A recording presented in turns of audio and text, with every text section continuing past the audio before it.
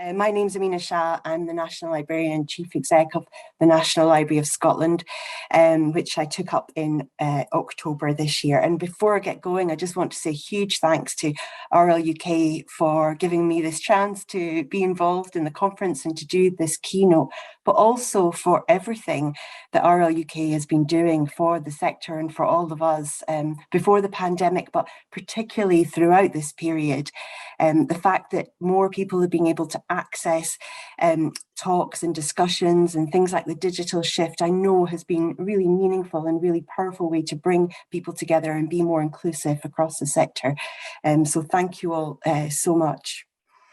As you're aware, this year's theme for the RLUK conference is mapping the new open. So this morning I'm going to have a bit of a blather to you all for about 35-40 minutes about what the new open means for us at the National Library. And I'm going to do that by sharing a little bit about my own journey and my own journey through libraries, a little bit about our reaching people strategy, and tell you some stories about things that we've been doing in the library, but also things that have been making us think and think differently.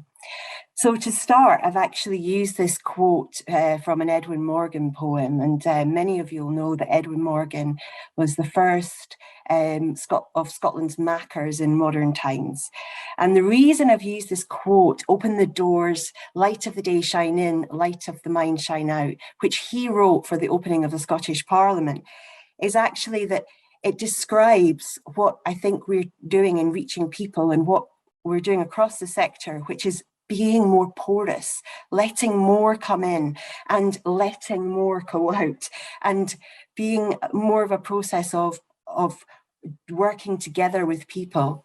And I've also used this quote because Edwin Morgan and his poetry was actually one of the first things I witnessed as a librarian and in terms of collection development. So one of the first jobs I did back in the mid-90s was in the Mitchell Library in Glasgow, which has a huge stunning array of collections. And I worked on a digitisation project, one of the very earliest ones, and my office in the digitisation suite was through the stack area, which is just mind-blowing. I spent, the first couple of months just getting lost every day, to be frank. But eventually when I found my way, I realised I was walking past a collection of poems that was growing and changing all the time. And some of them were concrete poems that were hanging from the ceiling. And I asked a colleague about it. And the reason that they were there was that one of my colleagues, Hamish White, was friends with Edwin Morgan and built up a really strong relationship with him. And he would go to Eddie Morgan's house for a cup of tea and come back with these poems that were building the collection.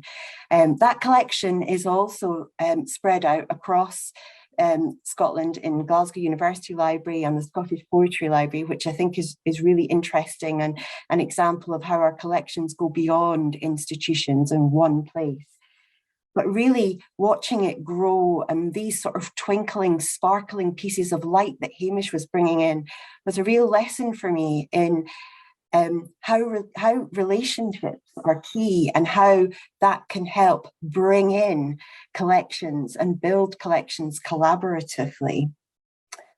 So what about the National Library of Scotland? So the National Library of Scotland, for those of you who don't know, is a legal deposit library in Scotland, and we are one of 6 legal deposit libraries across the UK and Ireland.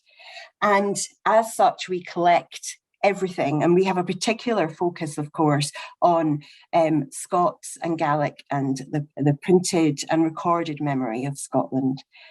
But the library was founded by one of the founders was Sir Alexander Grant, who in 1925 said Scotland should have a library where anyone could take any book that they wish.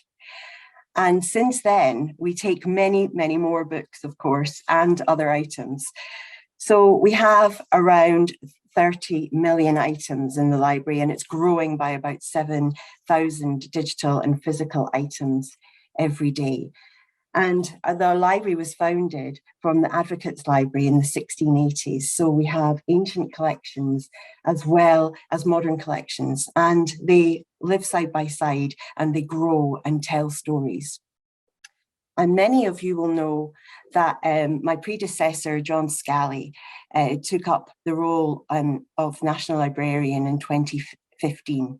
And at the same time, actually, around that same time, I joined the board of the National Library as a trustee. And at that time, John took the library on a journey, on a 10-year-long journey up to its centenary, which is in 2025. And we're fast approaching 2025 at the moment. So the first set of the first strategy, the way forward, really focused on some quite quantitative targets on opening up the library. And in particular, there was a target of having 1/3 of our collection in digital format by the year 2025 on our anniversary. And I'm delighted to tell you that we're well within reaching distance of that target now. And the second strategy that John developed, and as a board member I was involved with as well, had a huge pleasure to be involved with, is called Reaching People. And the difference between the way forward and reaching people is that this strategy is not just about making things available and making things visible, but actually impacting people's lives, reaching people across Scotland and across the world through our collections. So how are we going to do that? Oh, actually, I should also point out, of course, that this strategy was launched in 2020 at the point where reaching people became more difficult than it had been for at any point in our history of libraries and cultural institutions, of course. So first of all, we have 5 strategic aims, and the first is safeguarding our collections. And we are the guardian of the published and recorded memory of Scotland for current and future generations. And this is something, of course, that we take enormously seriously. Our collections are who we are, and it's so important that we have them safe. As Jess said earlier, so many of us have been incredibly upset and shocked and horrified at the situation in Ukraine, the humanitarian crisis, but also we know that colleagues in Ukrainian libraries are working hard to protect the collections that they have, the cultural memory that's stored within their libraries, archives and galleries for the future. And we're committed to that being our number one priority in the National Library. Our second strategic priority is improving access, and we'll make it easier for people to access our collections. Engaging audiences is key, and we're going to put audiences at the heart of everything we do and offer a rich variety of ways for people to participate and engage with their heritage. Support for learning, research and discovery, and we'll encourage and support research, learning and discovery across a variety of formats in Scotland and across the world. And crucially, developing the organisation. We'll continue to be a great organisation to work for and with, developing new ways of doing, delivering and partnering. Now, as I said, of course, this strategy was developed pre-COVID, and it was also pre-Black Lives Matter, and it was pre-social justice issues that have come up, but it details many of those key things. It talks about developing the organisation for the future, which of course is something that's becoming even more pressing since COVID, about reaching people in new ways, about through partnerships, working collaboratively. I think if COVID has taught us anything, is that collaborative action can be incredibly powerful. Addressing the silences within our collection is something that comes out hugely as a theme within Reaching People. And I remember having discussions at the board when we were talking about that concept. And as a legal deposit library, how could we have silences? What are these silences? You know, what do we mean by silences within the collection? I'll go on to speak a little bit more about that later on.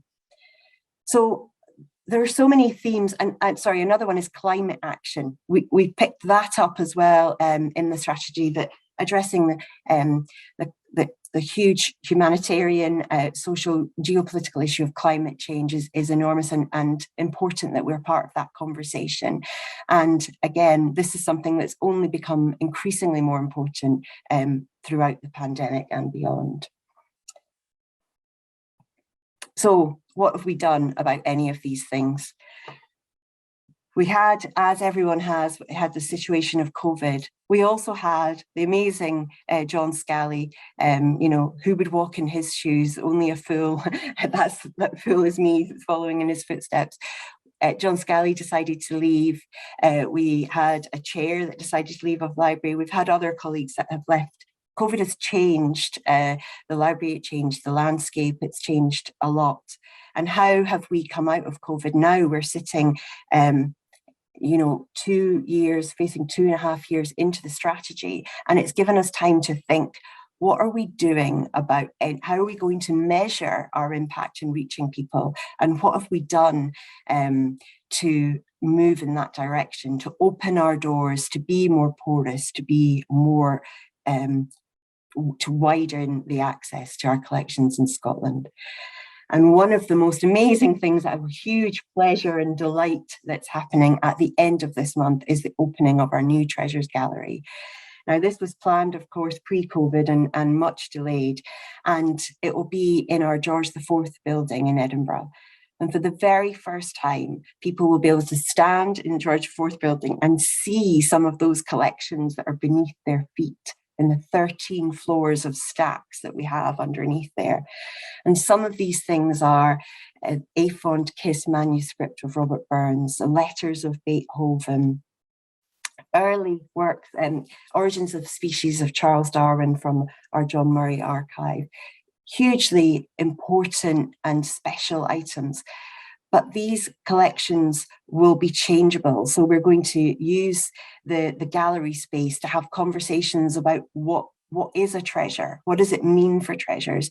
And we're going to change the exhibition as we go so we can open up our collections in the widest way possible. But as well as that, we're having conversations and videos that show people's reactions and responses to our collections too. So we're opening it up beyond that. And as for the first time, as well as our launch, we're having a library late, which we're co-programming with an Edinburgh arts organisation called Noiriki, that some of you might know, to bring in a different audience and try something new, to have a different way forward. So we're absolutely thrilled about the opening of Treasures and hugely excited. It's the end of this month. Please go and see it if you get a chance. But we also have had an incredible exhibition recently that you might have heard of, Petticoats and Pinnacles, which has really been addressing the silences within our collection. And our curator, Paula, who has put this collection together, this amazing exhibition together, tells the story of women pioneers who we have their stories within the archives and within our collections, but the stories were never told before. So many of these women climbed mountains and did incredible things, but their work was never published and their stories were never told. So we're taking great pleasure in sharing those stories now with people across the library.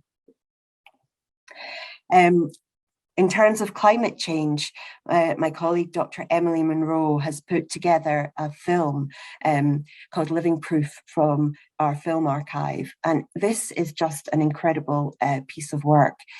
Emily's film has been part of the Take One Action Film Festival and has been touring art house cinemas in Scotland to a huge audience in small rural locations to large city centre locations. And despite the fact that the pandemic was still rumbling on, audiences came, shared conversations. And now the resource from Living Proof is up on our website. We've got a special website dedicated to outreach in schools, and the engagement work is continuing. And I think this is a brilliant example of where research, our own research within our collection, and can actually put together a story that's really powerful, telling the story of our time and prompt conversations. And I'm just going to play, and I hope this works, I'm just going to play you the trailer for Living Proof, but you can get it on Vimeo, so please do have a look if you're interested.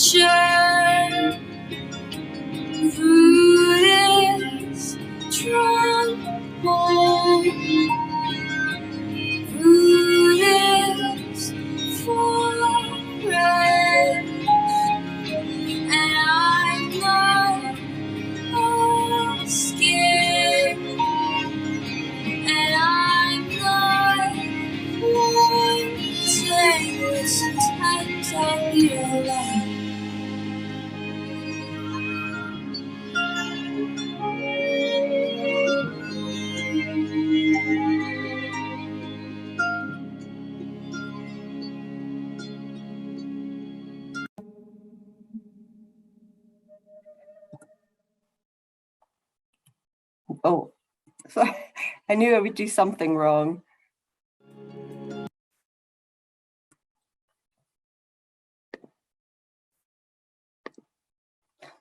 Sorry about that. As you can see, it's incredibly moving and really helps prompt thought, tell the story of Scotland, and use our collections in a really fantastic an unusual way. I'm so proud of the work that Emily's done with that and continues to do with that film, which is just incredibly powerful and easy for us to share as well with the world. Our estates team have also done incredible work around climate change and making us reducing our carbon footprint. And much of that, again, has been done in partnership with others. And we recently won a PFM award for the partnership with Heriot-Watt University, looking at our BIM system and how we reduce climate. So we're affecting that from our collection side, but also from the side of our work, just in our organizational development. Another piece of really exciting work and playfulness, an example of playfulness, I think, is this leader scan, which is of George IV Bridge building. Any of you that have been in there might recognise this as our reading room. And this work was carried out by Dr. Asad Khan from University of Edinburgh, working with Professor Melissa Taras at the Edinburgh Futures Institute. And this is part of our digital scholarship service that's managed by my colleague, Dr. Sarah Ames. And with the digital scholarship service, we're really inviting people to come and play. Just come to the library, see what you can do with our collections and what you can do with the data that's coming from our collections. We don't really know, we don't have a set plan of what the outcome will be. And in a sense, I think some of these projects are very much in the spirit of research. We know that there's a question, we know that other people have questions, and we just want to invite people to come in and explore with whatever that might be, rather than just pushing out content. This is part of this work will be loaded up onto what we call our data foundry, which is where we're storing all the data about our collections, making it open and allowing people to use it in ways that we don't know. In a funny sort of way, this reminds me again of the Eddie Morgan quote, and the way that Hamish, my colleague, went and brought the light in from Eddie Morgan. Working with people and inviting them in to come with you and part of the journey is such an important part of being open. Another project that Sarah's been working on, which I think is wonderful, is this Artist in Residence project with the AI artist Marion Kari, who's a well-known AI artist from Paris. And her project here questions the construction of truth and archives by using the Broadside collection to generate data and create a fake archive of news. And this work was displayed at the Brigitte Gallery in Glasgow in December, and there's already been an international installation project of her work as well. So we can see that by partnering with unusual collaborators, we can take things outside of the library much further, and it's far beyond what we might imagine. Many of you who know the National Library will know that our map collection has been a huge success. It's one of the shining stars in our collections, and people have been flocking to our collection online.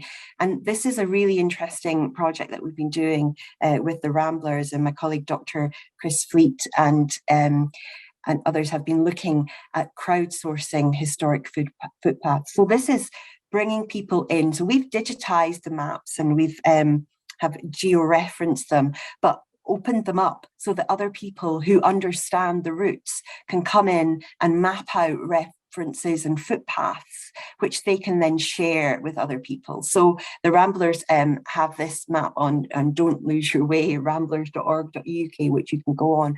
But this is a really fascinating way that we can take something that's ours and ask a question of partners of how this would be useful for them, and then allow them to play and use it in different ways, which creates something new for the future and is a circular activity then becoming part of our collections and enriching our collections.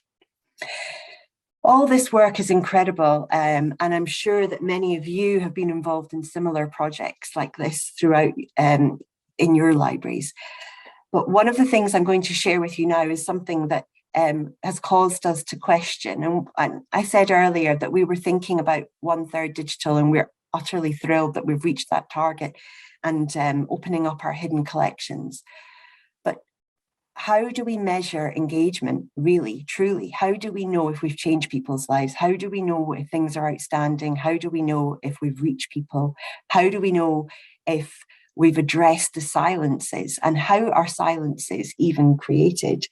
Well, we came across a time capsule recently, and I'll explain a little bit more about this. And this time capsule has prompted us to think about how silences are created and how we can be careful not to create any more. Colleagues were moving some books around and in our collections, and came across a box that had been left behind and been uncatalogued. And when we looked at this box, there were some really interesting things inside it. So this is from the 1980s. I'm sharing this in the spirit of openness. Don't be bringing negative messages about the library. This is something that happened in the 1980s, and I think it's really important that we learn from this and think carefully. So the things inside this box weren't hardback books, and colleagues who've been around since the 80s were aware that there was a staff shortage at the time. And in order to get through the legal deposit backlog that we had, we focused on cataloguing hardback books, the important stuff. And actually, the ephemera collections that we get that come in were put aside and picked up later on. And this particular box had happened to be missed.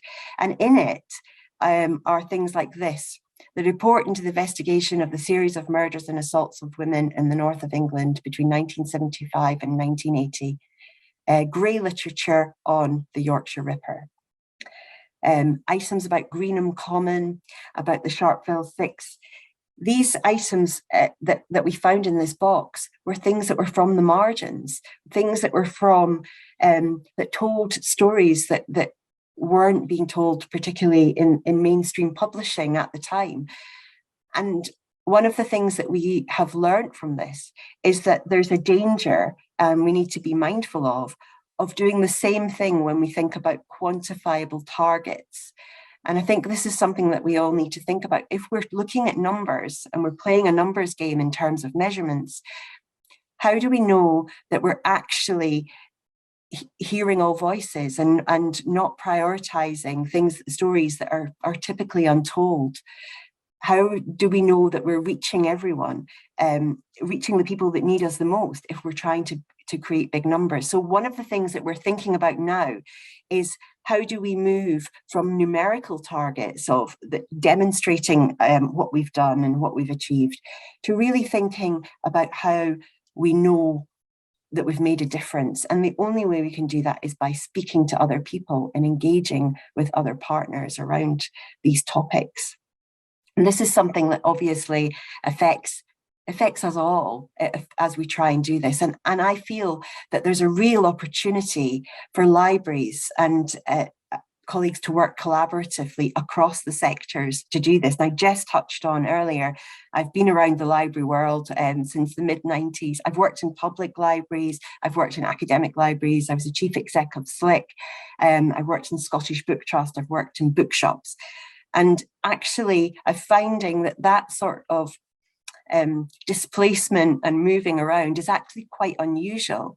And one of the things that I've learned through that is that we can collaborate with our partners across different sectors really effectively and within our library sector. So when I worked at Scottish Book Trust, we delivered national programmes, reading programmes and writing programmes for all ages across Scotland. And they are in every single local authority and every single school, every public library in Scotland. And how have they done that? Well, it's actually through engaging with the library sector, through the prison library sector, through the public library sector, through the academic FE, library sectors. We've got a huge range, a powerful range of partners within our own sector that often we don't explore fully and don't think about the capacity for. One of the things we've been focusing on so much is demonstrating and almost competing in our outputs rather than collaborating together and working together to tell stories about why things are valuable and ask questions. Get audiences in that are unusual, to ask them questions about what could we do that would be useful? What could we do to help you for the common good, for the bigger picture, not just for our own individual organizations? So thinking about this, I return to Eddie Morgan, and for his 80th birthday, he wrote this poem, Unknown is Best. And in many ways, I think this is an example of what we should do with open. Open isn't something that we know the answer to already. It isn't a direction that we know. And Adam Grant talks really eloquently about sometimes focusing too much on the destination, that you miss part of the journey, and being too wedded to things of the past, which actually make us miss the present and opportunities of the present. And I think we're all at a position at the moment where that's exactly where we are. What are the conversations that we could be having now to make a difference? What are the things we need to rethink and redo together? And how could we really do that in a celebratory and joyful way with communities? And so I like this: push the boat out, compañeros. I don't know if I'm saying that right. Push the boat out, whatever the seas. Push it all out into the unknown. The unknown is best. It beckons best. Thank you.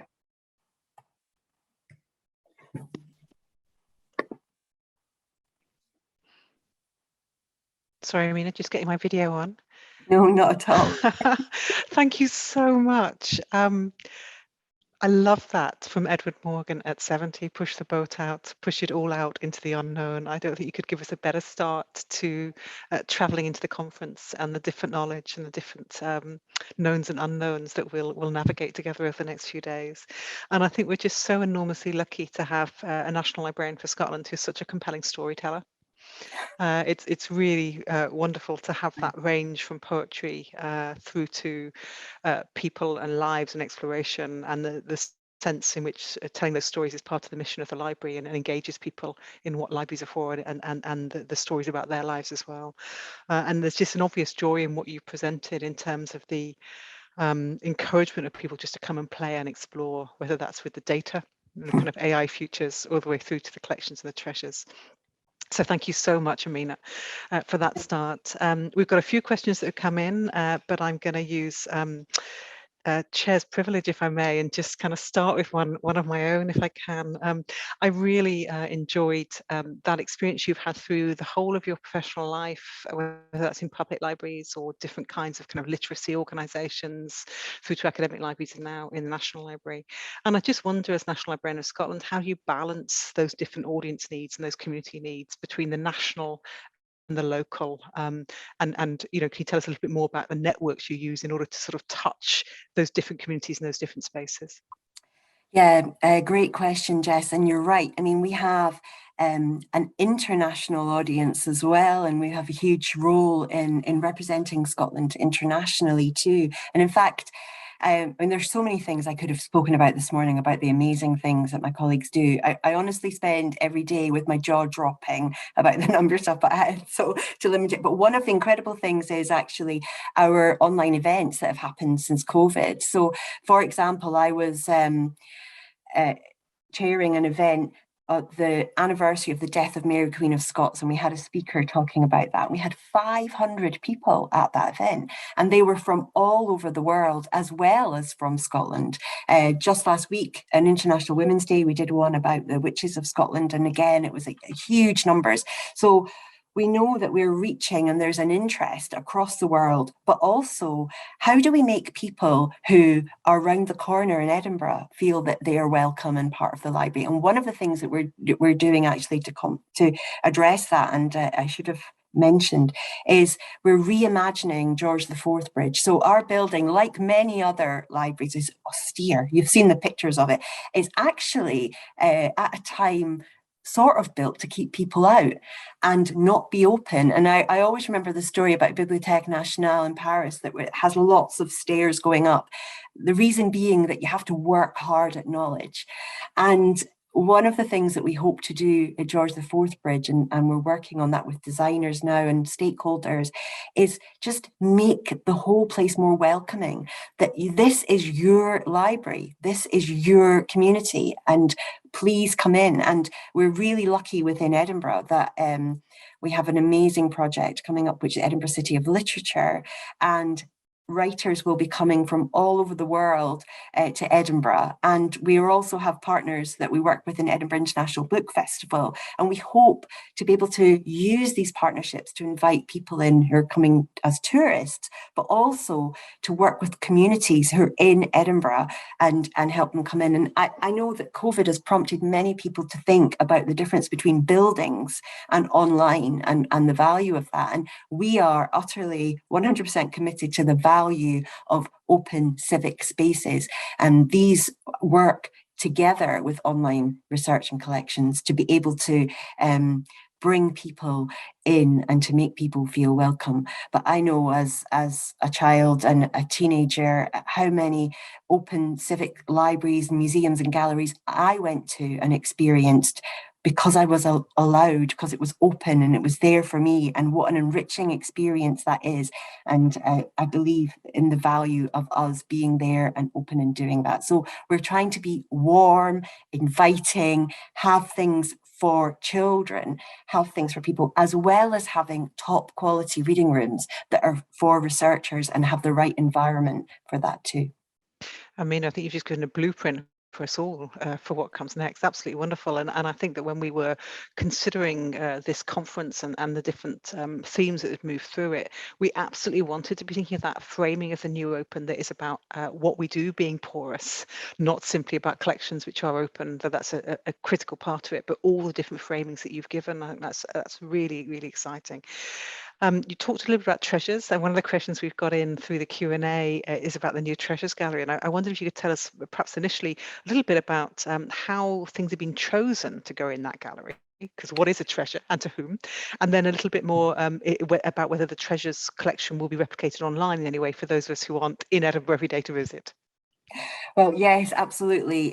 We will be. You won't be able to get us to shut up about treasures because we are just bursting at the seams to share the stories and talk about them. And my colleagues have done so much work, and I'm sure that many of you within the audience will understand what it's like to have a project that's been stalled because of COVID that you're sort of bursting to share, but also has become enormously, a labor of love.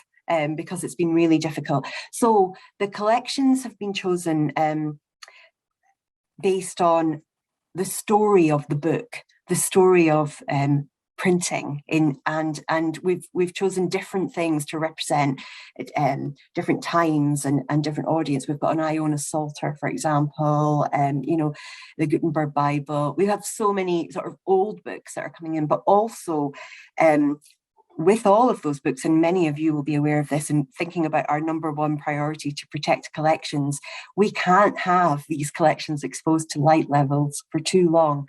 So happily, that means that we can move them out and put other things in. And to start the collection, we had a group of people working really hard within collections care and research collections and general collections to come up with a list of books that would be people will be surprised and delighted to see that tell the story of our collections and tell the story of printing and recorded memory in Scotland. But we want to work with people to move that forward and engage with people about what that might become. And that's one of the joys about it. When you have everything, what is a treasure? I mean, some of the things that we have are just so unusual. I actually found within our collections a publication that my mum worked on in the 1980s of a women's health pamphlet called Peely Wally. And I was stunned and moved. And it was a really good example. My colleague Graham Hawley sent it to me after me mentioning this. It's a really good example of how something can be so powerful to an individual. That could be a treasure to an individual and tell a story. So we want this to be an evolving, growing thing, and we want to work with people for that to develop in the future. But also, don't worry, you will be seeing it online and you'll be seeing us talk about it everywhere. I love that, thinking about your treasures as a living, changing, evolving notion, and I'm really struck by an exhibition we had here at Cambridge just before the pandemic, which is looking at the history of women at Cambridge and the struggle for education equality. And of course, there was the big hitting items in there, you know, the kind of things which speak to the great moments in time in that journey. But even more powerful, the scraps of letters from gardeners, from cooks, from domestic staff, and just the kind of the richness of life, and this sense that this too is who we are, this too is what we collect, this too is the stories we tell in all of our libraries and our archives, whatever the size and the shape, and it's so exciting to be in a time when the breadth of those stories is what people want to engage with, as well as the Gutenbergs. Who doesn't love a Gutenberg, you know, as well? So, can I just pick up? We've got questions coming thick and fast, Amina. One of the questions actually from that previous question was from Stuart Dempster, so just call out to Stuart. The next one from Robin James, who's a colleague at Cambridge, and he actually talks about that balance between, you know, how do you safeguard the collection, that stewarding, at the same time as kind of wanting to follow that journey of opening up access, and he wonders, you know, what's that raising for you? Is there anything that you want to share or advise for others of us who are looking at the same questions? Yeah, it absolutely is an issue. And as I say, we've been really careful about opening up about what we display and the impact of collections on that. But we have an amazing team of collections care specialists. And actually, I was in the conservation studio a while ago, and this is what I mean about jaw dropping, Jess, honestly. I was there. They were making an amazing box to protect Mary Queen of Scots' last letter, which, when it opens, got a little bit of wind opening the box, and they've invented, our hugely talented colleagues have invented a way to open it in a more protected way, which is just fantastic. So we have on hand colleagues to advise, who are experts in conservation and can advise on the best program. But we have other ways to do it. And actually, one of the things that we've learned through the pandemic, and obviously from other colleagues at RLUK, is the opportunity of virtual reading rooms. And we've got a visualizer that we're using in George IV Bridge right now. We had somebody from Hong Kong looking at collections recently. And so there are opportunities to open things through other means. And John Scali's vision back then in 2015 about making our items digitally available and opening up more collections, obviously that gives huge opportunities too. Putting them out there as we do on Europeana, we have a Google Books project as well. So putting things out in ways that are digital, that help entice opportunity, but having great conditions and great support for protecting collections is really important for us too. The chat and the Q&A and the Twitter are really flooding in a nice way, Amina. There's lots of things which are kind of spurred on by your talk. We've got a couple of questions here. One from Maura Grieg, who says, you know, in the context of kind of the openness that you're talking about, the accessibility, are there any further plans for NLS to develop other branches or outposts like Culloden Hall? Is there any aspect of that plan that you're able to talk about, Amina? Well, I think that one thing that I didn't speak about, of course, is what we're going to do for the big party, which will be our 100th birthday. And we're talking with our board this month about plans for that. And I think that there's a real opportunity for us through the centenary to use that as a way to engage across Scotland. We don't, you know, we're not an imperialist institution that's going to fly into Orkney and take over a space there. But I think we need to genuinely work in the spirit of partnership with other organisations and say what would be useful what do you want from us, from their communities? Obviously, as I've described with Emily's film, there are ways that we can reach audiences within their communities, and Emily has been going to these showings and talking, doing talks and things afterwards too, which is amazing. So there are ways of us reaching out without us being there as physical buildings. But one of the things that we're looking at currently is also how we work with Sumarostig, which is the Gaelic Language College in Skye. And, there are ways for us to partner with, we have MOUs with academic institutions, but we can also partner with other organizations that are outside of the academy that give us opportunities to reach people in unusual and important ways. So we're up for any discussions and openness, but we're not particularly thinking about buildings at the moment all across, but just different ways that we can do that. Thank you, Mina. It's a great answer, and actually it leads on to a couple of others that have come through. The first of all from James Anthony Edwards, who asks, Scotland, I think this is meant as a huge compliment, so Scotland always seems to be better than those of us in England on this call, working cross-sectorally. And he wonders whether, that's about scale, or whether there's a kind of deep kind of cultural commitment, or whether it's part of the national framing, but anything that you've observed, Amina, because it does sing through what you're saying, and it does make one's reach much, much more. Yeah, that's really interesting. I mean, one thing I would say is possibly, James, we are Goldilocks size, aren't we? We are just right to be able to have interactions, to know each other and to make a difference. But we're small enough to know each other as well, so that we're just sort of hit the right size, I think. But also critically, and I would say this is part of my sort of journey as well, we actually have personal relationships across the sectors. We've worked with colleagues in different places, and we know the other people in other sectors as well, because we've worked alongside them and known them for many years. And the example of Eddie Morgan and Hamish is one, but there are many, many others where we actually know the partners really well. So that, I don't mean that to sound really insular, but I think it actually does give us, as I say, the Goldilocks size opportunity to get things just right in order to make a difference. And yeah, I do think we really do amazing things in Scotland. And James says in the chat, it definitely was meant to be a compliment, Amina, if there's any doubt whatsoever. And but there's something wonderful. I mean, it is, as I said in my opening comments, nearly 2 years since we went into that first lockdown. And there's something about how we come out of this times. We know that the virus isn't gone. We know it's still affecting our communities and will do for a long time. But there's something about, how do we how do we connect back, and the role of libraries in social cohesion, it seems to me, and within our communities, it comes through really strongly in what you're saying. And I wonder, it sounds like that's something you take very seriously, Amina, in terms of that social, creative knowledge, all of those aspects of what a library is within its community. Yeah, absolutely. I mean, I think that if you didn't have libraries, you would start to reinvent them.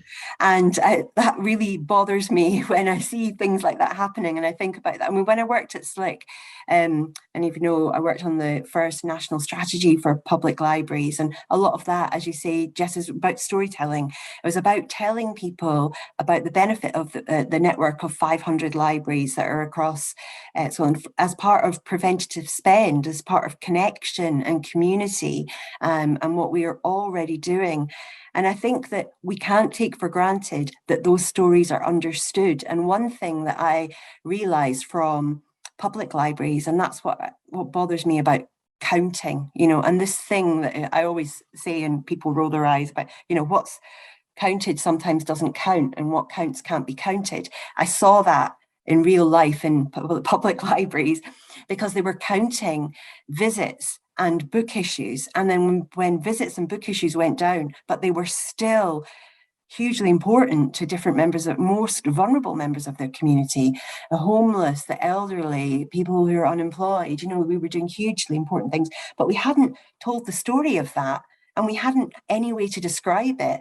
So that's why I think it's really important across other library institutions, that we're wise to that and we learn from that what's happening. Don't take for granted that people will always think what you're doing is useful and credible and see what they're doing. You need to actually tell the stories of it, and that's where we can learn from other organisations. As I say, when I worked in Scottish Book Trust, I observed that they saw the value in those networks. They were using those networks very effectively and building those relationships hugely effectively. But they were also very, as an organisation, they were and still are amazing at telling the story about the value of what we do, not just on a quantifiable basis, but actually what it is that you give that's a different, the added bonuses, the things that change lives. And for sure, I think that having free spaces that are open, that whole concept that, that Grant said from the beginning, that everyone has a right to have any access to collections, to information, is so important. And not just the right, but even to understand how to define information. Another project that I didn't speak about is the Archive of Tomorrow, which is a project that we're doing in collaboration with Oxford and Cambridge, and also with the Wellcome Trust are funding it, and it's looking at misinformation and information about the COVID pandemic. And I think that libraries have a critical role in helping people understand and navigate that environment.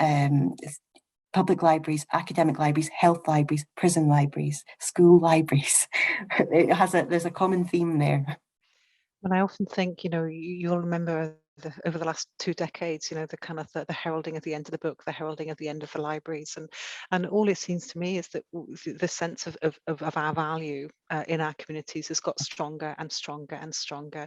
And even the word that, do you remember in the 80s and 90s, became different kinds of words. And then we realized people knew what a library was, so we could own that word again. It exists. We know what it means. And I think sort of two things kind of locally, one of which is just me as a human being coming back to work regularly in the library in which I'm based, and that sense of intellectual and emotional well-being that I know has been true for many readers, for many people who inhabit our spaces. But also, as you say, the way in which the digital strategies have allowed us, the digital events have allowed us to create different kind of communities. We have a book club, and that's all online, and people come back again and again because they feel part of something, and this connectivity is so vital. Exactly, Jess. That is the thing is, it's about creating communities. Is it Professor Lanks that says, great libraries build good libraries build collections, great libraries build communities. And I think that's, what we see across the board, whatever it is, that's, a fantastic place for us, and one that we've inhabited for years. As you say, the brand, you couldn't have a better brand as the word library. Everybody understands what it means already. And sometimes it's a crisis of confidence as within our profession, actually, that we continually question the value of that and think, oh gosh, yeah, should we maybe change that around? Should we do something different? But our communities don't question that value. And actually, you've seen that in Glasgow. I don't know if you're aware, but communities, did a lot to save their libraries recently, and through SLIC funding, actually, through Scottish Government money, they have remained open, because when you try to take it away from people, they care. Yeah, I couldn't agree more. And as Chris Banks has said in the chat, library is the new library. It is. It abides, and as you say, it's a place of trust. I'm just going to finish off with one more question from the audience, if I may, and then I will wrap it up. So, relatively brief answer, if I can draw it out of you, Amina. Hope Williams says, really inspired by what you've talked about, openness and connectivity and collaboration, and just wonders whether you've got any advice you can convey about the risks of inequalities where some partners have social and political capital and others don't, and how do you level that so everyone can participate? Yeah, that's so true. I think that with that risk and with everything, I think the key is to ask people, ask what would be useful. Don't assume. I mean, I think about some of the work that We did in Dundee years ago when we did a project when we went out and asked the community and community groups what we would want. And nowadays you might call it an agile project, where we actually worked all of that out as we went and asked people and then changed our direction. And I think that's really key. And yes, there's different social and political capital, but I think COVID is a really good example of where things have completely turned around in that sense. And some small organizations that are having a big impact and making a difference are bringing that with them too. It's not just wealthy, so-called organizations with money or up a hierarchy that can make a difference. Actually, quite often, the smaller you are, the more nimble and agile you can be, and the more connected you are with communities of need. Thank you so much for all of your answers. It's a reminder, if ever we needed them, that libraries are profoundly people places, and this is the heart of what we do. And that notion of creating communities from you and Lancashire is a great